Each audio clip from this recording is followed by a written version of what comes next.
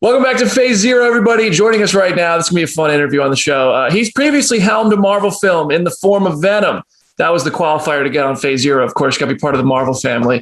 But also has headed up titles such as Gangster Squad, Zombieland Double Taps, a lot of movies that I've really enjoyed. And if you're anything like me or my age, you've probably spent a lot of time watching TV shows he's been involved with, like Rob Dyrdek's Fantasy Factory. Maybe you checked out his comic book TV series, Stumptown. But he's at the helm of the upcoming Uncharted movie. It's hitting theaters this weekend. I really, really enjoyed this movie a lot. He's joining us now on Phase Zero, Mr. Ruben Fleischer. Ruben, how you doing, man? Awesome, Brandon. Thank you so much for having me. Of course, dude. Thank you for joining. I just want to tell you, I really enjoyed the film. And I'm going to be honest with you. When you go into a video game movie, it's easy to be a little nervous because video game movies sometimes come out okay. This one definitely raises the bar, and I want to thank you for that, because not only did you honor the game, you've got Tom Holland in it, you've got a great Naughty Dog story you're adapting, but you also put your own stamp on it, and it worked. So thank you for making a really good video game movie. Well, thank you for telling me that. It's always nerve-wracking when you take on something that's beloved by fans, and all you can do is hope they don't screw it up. So the fact that you appreciate it makes me really proud and happy.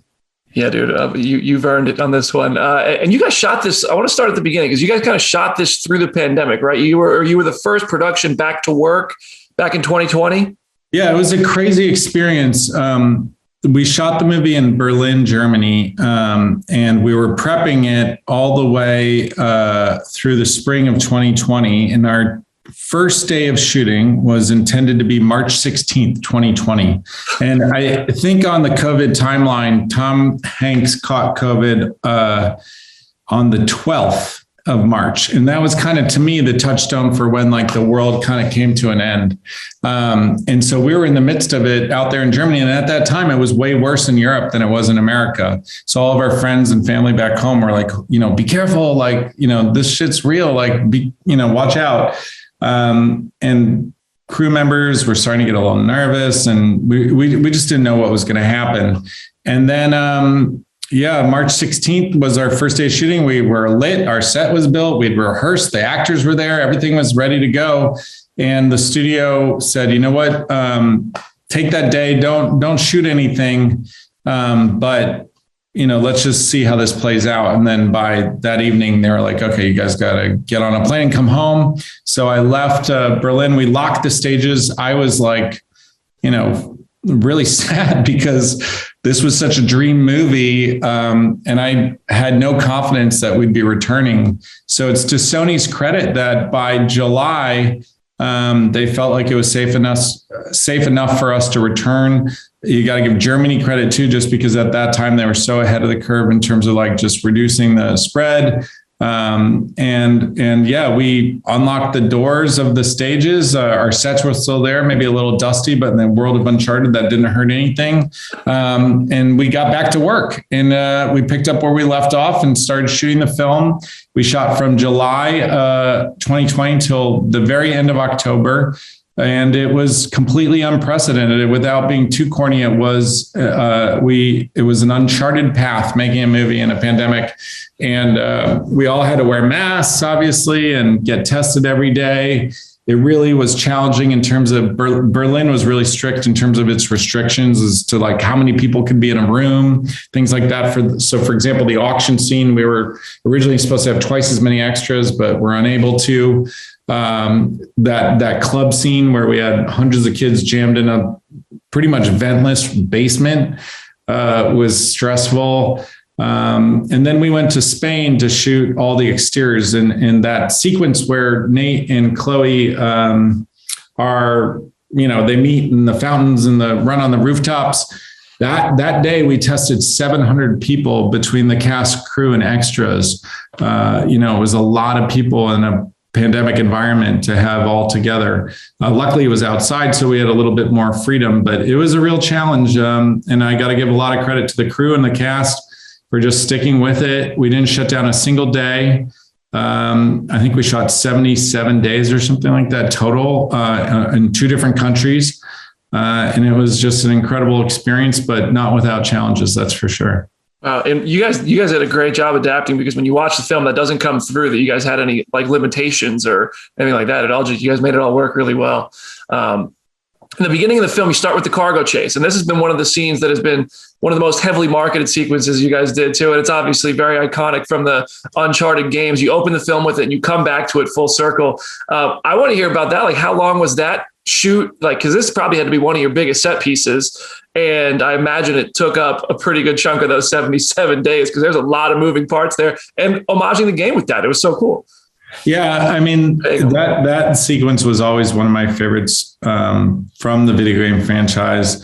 And when I read the script and saw that it opened with that, I was just so stoked. And yeah, the way that was shot was actually pretty cool. I'd never done anything quite like it, but there's these things called KUKA arms, which are robotic arms that you would see like on the floor of a car factory. And we were using them to suspend the boxes, and there was 5 of them, and they're all programmed by a computer so that they have like synchronized movement, and they were able to do like that fishtail thing. And we could stack them vertically so they had a bit of a descent, which allowed gravity to help us out. And then our second unit director, Scott Rogers, who is also our stunt coordinator, just is like a master with rigging. And so putting the cast and the stunt guys on wires to traverse those boxes. It was shot in the parking lot outside of the stages in Babelsberg. And then we composited in the background. So it was really the robotic arms and boxes was provided by the special effects department, who also had giant fans blowing in Tom's face. The stunt team was responsible for conceiving of and shooting a bunch of that action. Scott, Tom shot with Scott, and he'd shoot with me, and we kind of, traded the set back and forth. And then the visual effects team, which was led by Chaz Jarrett, our visual effects supervisor, who's just beyond talented in terms of making it feel like he's really hanging out in the back of a plane. Dude, I would love to. They need to release some behind the scenes stuff of that. There's some pretty cool features that show kind of how it was made. And when I show it to friends who've seen the trailer, they can't believe, it was just a couple dudes in a parking lot, bouncing around with boxes. Unreal. Tom Cruise would have made you guys really fly a plane and drop it. Yeah, I think you guys did. Leave that to him, yeah, for sure. You guys did it a pretty good way. In the games, obviously, Nathan, he's a cocky little fella, and Tom does a really good job bringing that to life. And he also kind of puts like the Tom stamp of his own little personality traits to it that he likes to bring to characters. I want to hear from you, like, you guys struck a nice balance of honoring it, but also, making this a character that works in a film. What were kind of the core components of Nathan that came from the game that you wanted to make sure came through before adding your own stamps to it? Well, Nathan Drake in the game is somebody who's been at this treasure hunting thing for a long time. Whereas our character, he's an unassuming bartender who has a love for history, but other than that, really no experience out there in the world, fighting, shooting, jumping off of planes, all the things that he learns how to do. So I think that the naivete that Tom brings to the character is warranted. Because he's not this veteran guy. He's a guy who just yesterday was, tending bar and then just kind of got thrust into these extreme circumstances. So what I love is that for fans of the game, they get to see a different chapter in Nate's life and kind of see how he would go through these experiences, which would lead him to become the Nathan Drake that they know and love. And this it is like very much a Nathan Drake origin story in this world. And it also pulls in the storyline of the brother, which is a much later story from the games. And I love that you're setting this up already. Are you guys already laying out, like, do you have ideas? Are you like, well, listen, but we brought this in now so we can maybe explore it later? I'm not going to spoil anything, but there are certainly teases. I would say that it all depends on, the audience. If they like this movie enough to want to see another one, hopefully we'll get to be lucky enough to make a sequel. But yeah, you can't help but, just through the process of making this and adding the movie, my mind wanders and I start to imagine different adventures that Nate and Sully could go on. And as a fan of the games, there's characters I'd certainly love to meet that we have yet to. In other cool action set pieces that we can kind of borrow from as well. Oh, for sure. Yeah. These games are full of those. And I spoke to Tati, who was brilliant as a kind of a gray area, mostly villain character in this one. And she was an absolute blast to talk to. She's so nice in person. She's so intense in the film. I want to hear about bringing that out of her because you created a new character, a fresh character for the film with her, and she just knocks it out of the park. Yeah, she's such a cool actress. I will be honest, I wasn't familiar with her prior to, starting to look for someone who could play that role. And she auditioned, and I was completely blown away by her screen presence. She's surprisingly young, but she has a maturity that I think is just really impressive. She also, having spoken to her, you can attest that she's like this giggly, high-pitched voice, like kind of girly girl, which is anything but the character that she plays in this movie. So it's a testament to her talent and the character that she created that she was able to transform herself to become Braddock. I was also reading in the notes that Antonio Banderas and Tom Holland originally didn't have a scene together, and they end up getting one early on. That kind of really, I guess, puts things in perspective for Nathan. I and that Tom wanted that scene, is what it said in the notes for the film. Like, did Tom come to you and say, "Listen, I got Antonio, like Puss in Boots is in the movie. I gotta work with this guy." Like, what? Yeah, I mean, it was actually my, I don't want to take credit for it, but I will. Yeah, it was my instinct that the hero and the villain should face off in a quote, game recognized game moment. And it was odd to me that they never had that opportunity. They only saw each other from afar. And while it's not like the longest scene, at least it gives us the opportunity for Tom to look him, dead in the eyes and know like who he's up against and the challenge he faces.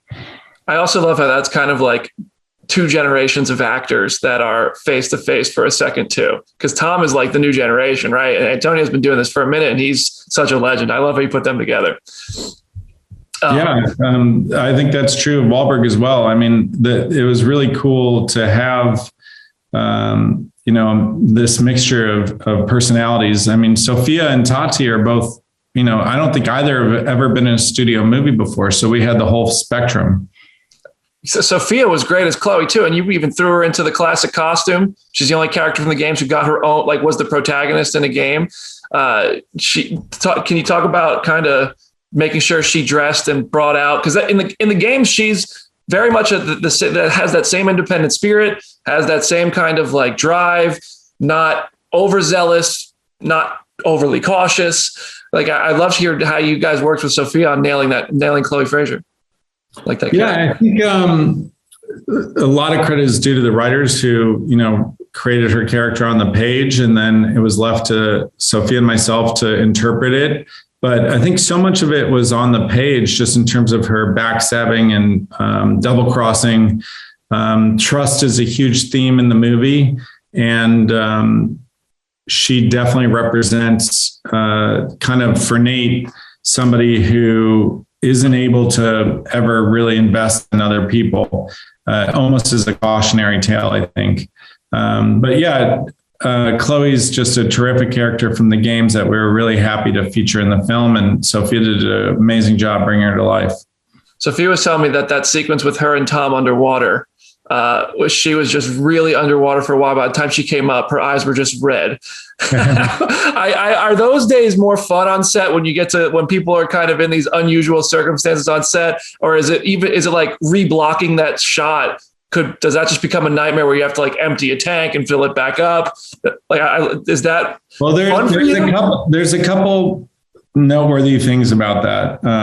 I'd never done something quite like that. Maybe I had limited water work and things past, but never like a situation where a whole set gets filled with water.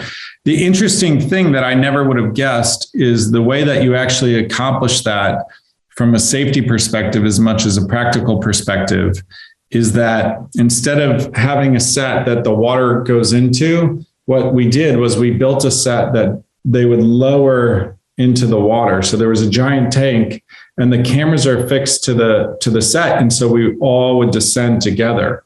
And so it appears as if the room's filling with water, but in fact, what's happening, because it's coming up from below, is that the set is actually being lowered into the water. And then when the take's done, then we go back up and all the water drains out and we do it again, which was super creative, but certainly time consuming. And then it's fun doing sequences like that, but at the same time, it's always a little nerve wracking when you have actors in real jeopardy. I mean, they literally were underwater and holding their breath for extended time. So there's safety divers surrounding them with extra tanks. Luckily, both Tom and Sophia are really physically capable. And Sophia actually, her lung capacity is insane. Like, I think she could actually stay underwater longer than Tom. And so that made it easier. She I don't know if she has a swimming background or what, but she was really capable underwater. But yeah, it's always a little nerve wracking when you're putting actors and not stunt people in extreme circumstances. And now I need to hear how you did the flying pirate ships. You'll be sad to learn that those were not actually flying pirate ships, but they were in fact sets that were on the ground in a parking lot. Again, wow, that's cool. That's parking lots were a big part of the making of this movie. That's funny. I know that the PG-13 R conversation was a conversation you had a lot during Venom, and I don't think Uncharted was ever a movie people were like, this needs to be rated R. But there is like one specific moment of I wouldn't say it's like explicit violence. It's more of like intimate violence. There is, and I'm not going to spoil it here, but I think you'll know what I'm talking about, where it doesn't get too bloody, but it is very clear what happens. When you have to walk the line, this is a game that's rated T for teen. It's not M for mature. It's a movie that's always going to be PG-13 at most. How do you guys figure out like how much can we show? How far can we take this? How many cooks are in that kitchen to make sure that no lines are crossed? And it also conveys like the intensity and realism of the scene. So there's a lot of variables that factor into that equation. One, needless to say, is the MPAA ratings board, who has strong opinions about how much, how graphic the nature of the violence can be, how much blood, how much whatever else. And they literally watch it and give you feedback. And sometimes it's, too much, and then you make adjustments and resubmit it in order to make sure that you don't cross past that PG-13 rating. But in our case, I actually feel like we kind of monitored ourselves because we always intended this film to be more of a fun for all ages type of movie, like in the spirit of Pirates or something like that didn't rely on excessive violence or gratuitous, just bloodshed. We always wanted to be something that, a family could watch together.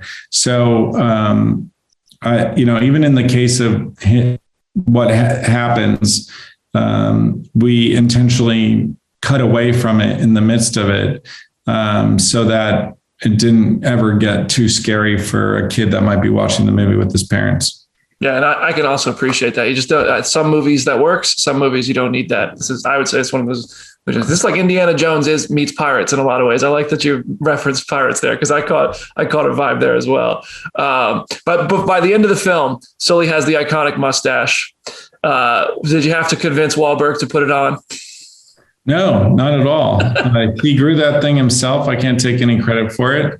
That was all Mark. And I think he was excited to kind of have the character come full circle. And, his wardrobe is also directly taken from the game. So I think he was stoked to, have Victor Sullivan kind of resemble the one that fans know and love from the games.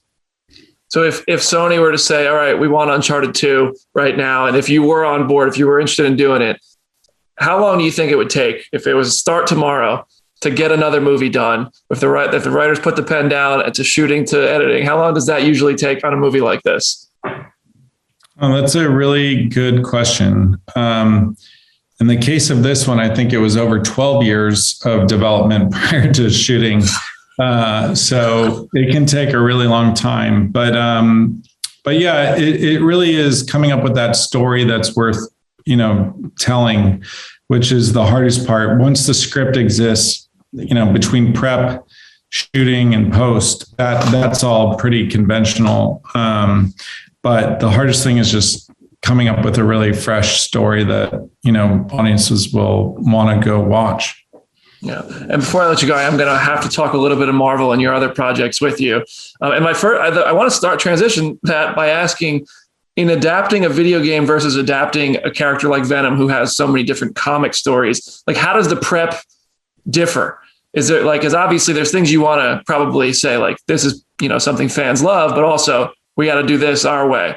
What is the difference in getting ready for this? I don't think it's so different based on the source material. I think you want to create something that's unique and original for the big screen, and at the center of it, it has to be a character or characters in a story worth telling. That's the most essential thing, because it doesn't matter how great the IP is if the story's not worth watching, then you're not going to do very well. But at the same time, you have to really respect the audience that loves that thing of origin, whether it's a video game or a comic book or anything else.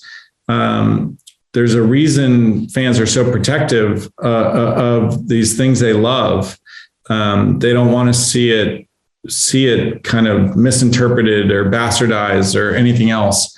And so I feel that pressure of wanting to deliver for the fans something that they feel like is complements the thing they love, or hopefully even enhances the things that they love. And I thought Tom Hardy's performance in Venom was a really cool version of that character. And I think Mark and Tom nailed it with their versions of Nate and Sully as well.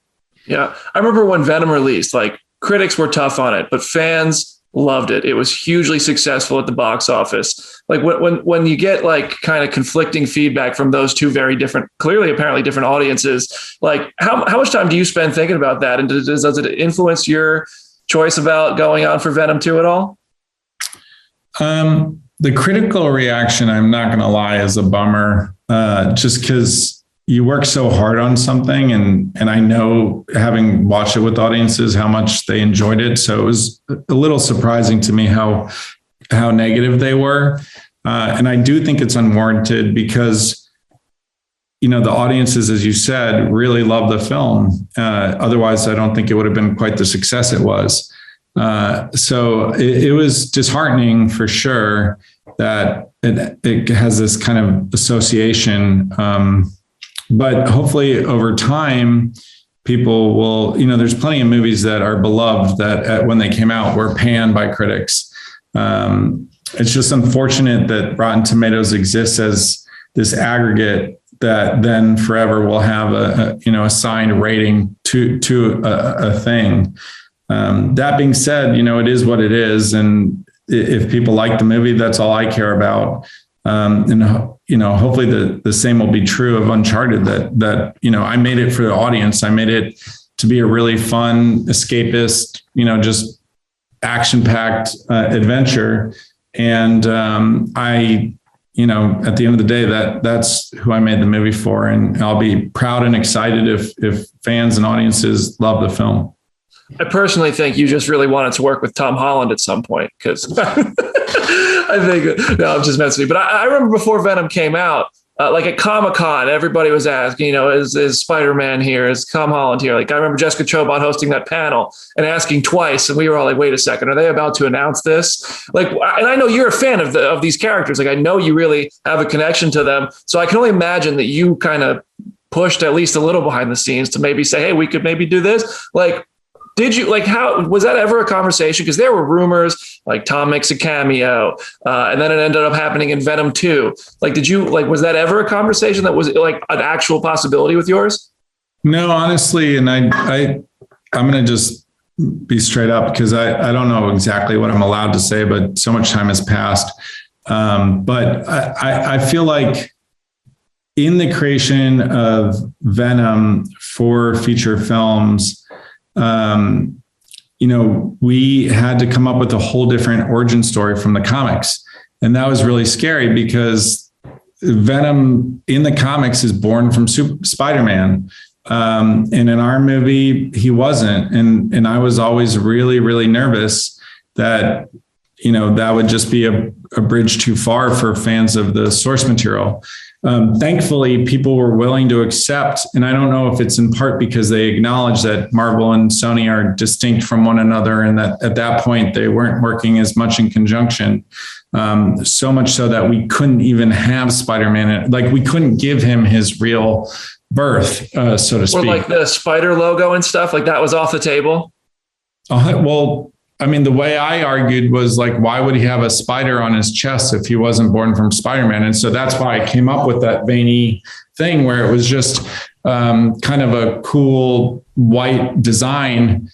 My dream would be if ever he were to meet Spider-Man and they were to cross paths, that upon that meeting, the spider would be on his chest at that point. But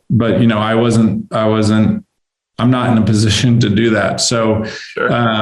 But yeah, I think we had to create our own story for Eddie and Venom. And I'm just glad that audiences went along with it and they seem to like the second one, and hopefully there'll be more. Hey, maybe you get another crack at it, and it'd be a lot of fun to see you get. I know that crossover is something you want to do. And speaking of other films you've done and sequels and stuff, I just want to say one sequel I'm so glad you came back and did was the Zombieland sequel. I think from watching your interviews and the cast talk about those, I feel like those are some of the most fun movies you guys have ever made.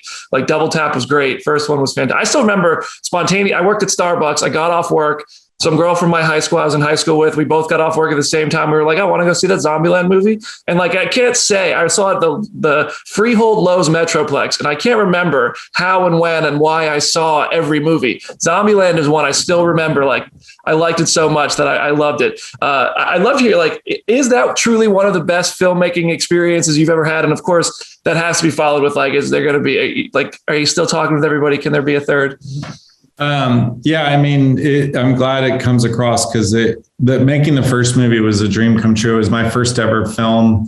Emma and Jesse were relative unknowns at that time. And yeah, it was a dream experience. And because it was such like a kind of random off the radar movie, I think people were really surprised by how charming it was. And we wanted to make a sequel, as soon as the first one came out, but we just didn't have a story worth telling. And it just took time to kind of let it marinate and let the characters evolve. And I'm so pleased and proud that the cast was able to come back so that we could make the second one. And Emma joked while we were making the film, like, yeah, we should do one of these every 10 years. So hopefully by 2029, there'll be another Zombieland. But I don't know. I mean, I also kind of feel like the Double Tap, I don't know. I wonder how many times you can return to the well. So we'll see. Sure.